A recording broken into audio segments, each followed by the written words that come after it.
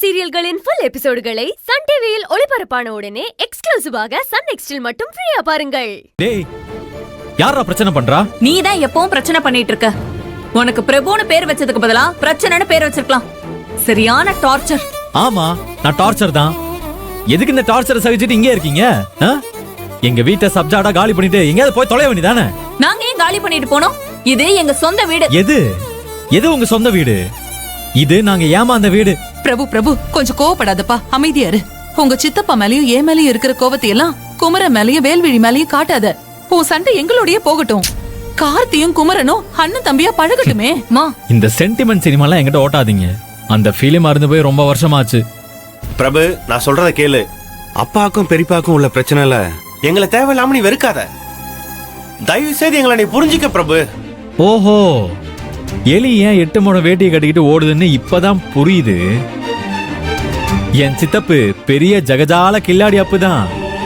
Court கேஸ வாபஸ் வாங்க சொல்லி என்ன மிரட்டினாரு. நான் பயப்படல. இப்ப பாசமலர் பார்ட் 2 எடுக்கிறதுக்கு உங்க எல்லாரையும் களத்துல இறக்கி விட்டுருக்காரு போல இருக்கு. உங்க நடிப்பு பத்தலன்னு அவர்கிட்ட போய் சொல்லுங்க.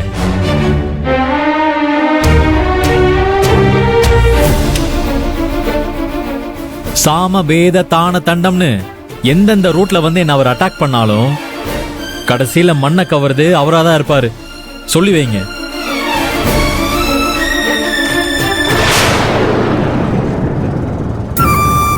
அவன் பாட்டுக்கு இஷ்டத்துக்கு அப்பாவை வாய்க்கு வந்தபடி பேசிட்டு போறான். நீங்க என்னடா அவன் கிட்ட கெஞ்சிக்கிட்டு கொஞ்சிட்டு இருக்கீங்க. நீங்களா என்ன ஜென்மங்களோ? மா, உள்ள வாமா.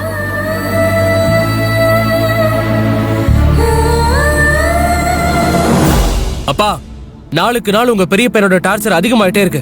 இது எங்க போய் முடிய போகுதுன்னு எனக்கே தெரியல. வீட்டுல பெரியவங்கிற முறையில ஒண்ணு நீங்க அவனை கண்டிச்சு வைங்க.